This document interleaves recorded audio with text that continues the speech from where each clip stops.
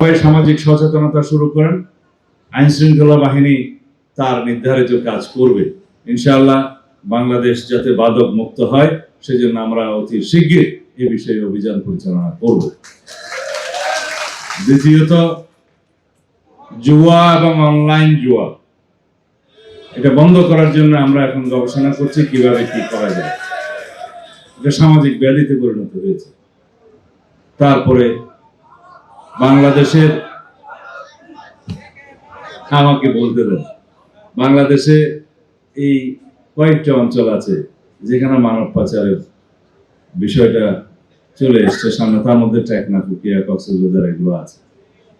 মানব পাচার রোধ করার জন্য ইতিমধ্যে আমরা আইন শৃঙ্খলা বাহিনীকে আমাদের নির্দেশনা দিয়েছি যে সমস্ত পয়েন্টে এগুলো হয় এবং যেখানে যেখানে যায় সে সমস্ত বিষয়গুলো তারা পরীক্ষা নিরীক্ষা করে একদম অর্গানাইজড ওয়েতে সুশৃঙ্খল ভাবে তারা নামবে।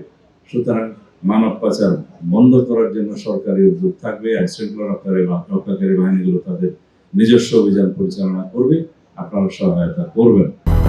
200-র বেশি সার্ভিস ও ফিচারে লেনদেনের সব বিকাশ অ্যাপে সম্ভব।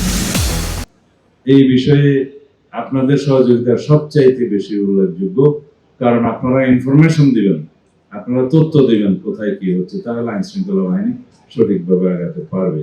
আমরা আশা করি ইনশাআল্লাহ আপনাদের সকলের সহযোগিতায় আমরা এদেশের সর্বাঙ্গীন কল্যাণ করতে পারবো, এদেশবাসীর সর্বাঙ্গীন কল্যাণ নিশ্চিত করতে পারবো। খোদা হাফেজ। বাংলাদেশ জিন্দাবাদ।